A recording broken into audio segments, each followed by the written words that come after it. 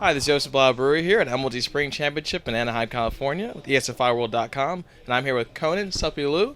How are you doing, man? Doing pretty good, man. That's good. When did you start playing video games? I started playing video games a really long time ago. Back when I was a little kid, my older brother introduced me to a lot of games.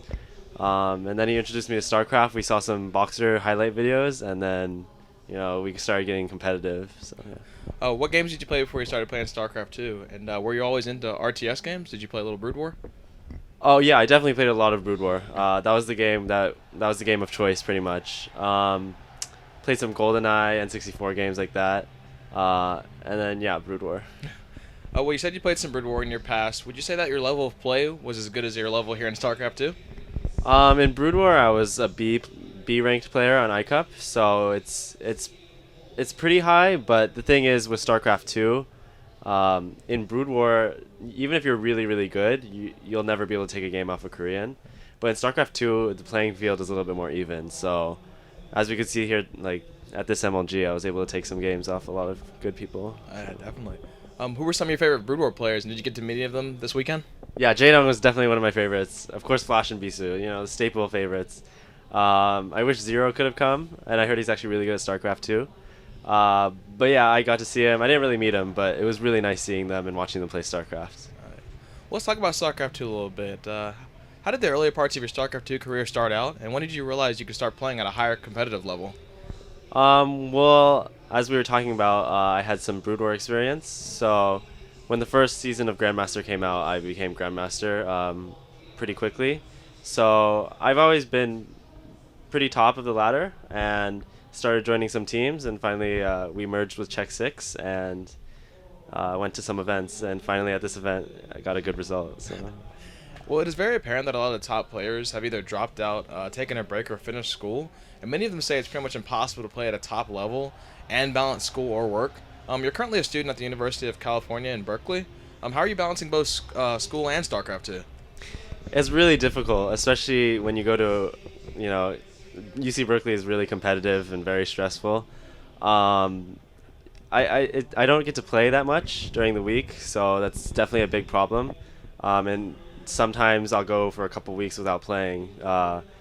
But I try to prioritize both gaming and schoolwork and trying to do as much as I can in both. So try not to waste any time doing other things. I don't play other games. Like Diablo 3 came out, I really wanted to play it, but I knew I wanted to train for this even more, so I didn't get Diablo 3, even though all my friends were playing it. So.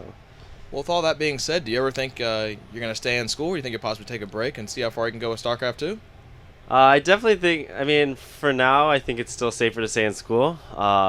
Definitely it'd be a dream, like, to be able to play games for a living, but it might be a little bit risky for me at this point. Unless I can continue doing well, if I do well at Raleigh, maybe we could consider doing something like that. Let's talk a little bit about Czech 6 Gaming. When did you join the team, or the merging, and how do you think they've contributed to your StarCraft 2 career? We joined, I was on Team VP before, and we merged with Czech 6 back in like November-ish, I think. And, it's been really good because they've got really good management and a really, really good pool of players to practice with. Mystic, Ver, Perfect. All these players are really, really great practice partners. So it really helps when you get to play with people and talk with people who understand the game, in different ways than you do. And yeah, you can improve a lot faster that way. Well, your team was filled with a lot of known names: Maximus Black, this is Jimmy, Pan User, Mystic, and Julia, of course, and also Sleep. Does having all these personalities and different skill levels help your play and uniqueness when you come into different tournaments? It definitely does, because you get to elaborate certain strategies with people. Sleep has a very unique ZVP style, and that helps us too, because we can sort of learn different ways to play the game. And having this many players to discuss things with is really helpful. Well, your performance this week was pretty incredible. You were the highest placing American player and had a lot of big upsets. Do you think you can keep performances like this consistent throughout other events this year? I definitely hope. I'd like to think that I can. It's definitely possible if I continue training hard and playing good games and good StarCraft. So I definitely hope that I can do that. But we'll see, I guess, in Raleigh.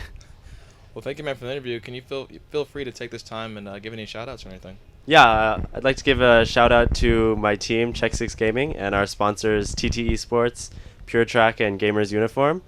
And also to the Collegiate Star League, who recently gave me a scholarship, a personal scholarship, so that was really nice. And finally, to all my fans out there, hope you guys follow me on Twitter, X6Suppy, or you watch my stream. And hope you look for my results in the future. Thank you. Thank you.